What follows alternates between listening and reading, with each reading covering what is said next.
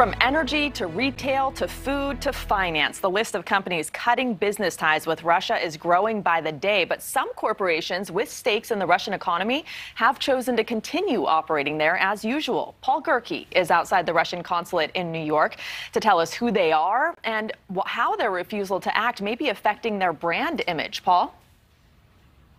Rudabeh, more than 300 companies of major size have already either postponed or ended business relationships in Russia. But you might recognize some of the ones still conducting business there. Marriott's are still open. Eli Lilly is still selling drugs. Subway is still slinging sandwiches. Now, the rationale for staying open is nuanced, and it's unique to each business. But with each passing day, more and more companies with significant exposure to Russia are saying it's simply not worth it.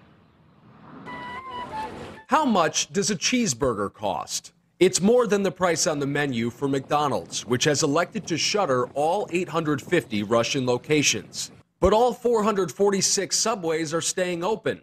McDonald's owned most of its restaurants. The Subways are run by individual franchisees.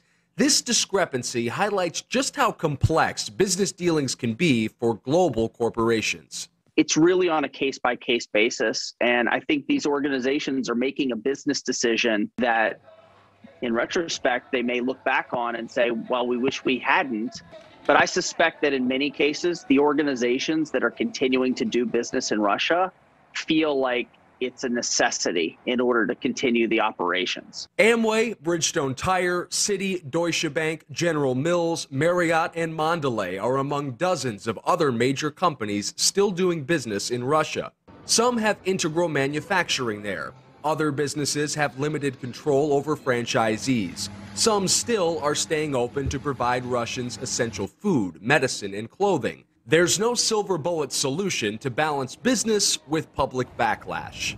People get upset, they want to do something, and canceling an individual or a company or an organization or even a country becomes a focal point of their efforts because they want to feel like they're having some sort of a material impact.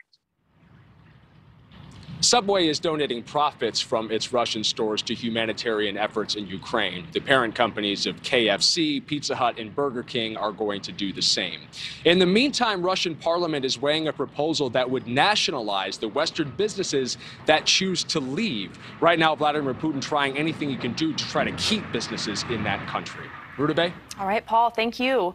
And as Paul reporting shows us, Russia's war in Ukraine is bringing back. Thank you so much for watching. Make sure to click on the red subscribe button below so you can get more of NewsNation's fact-driven, unbiased coverage.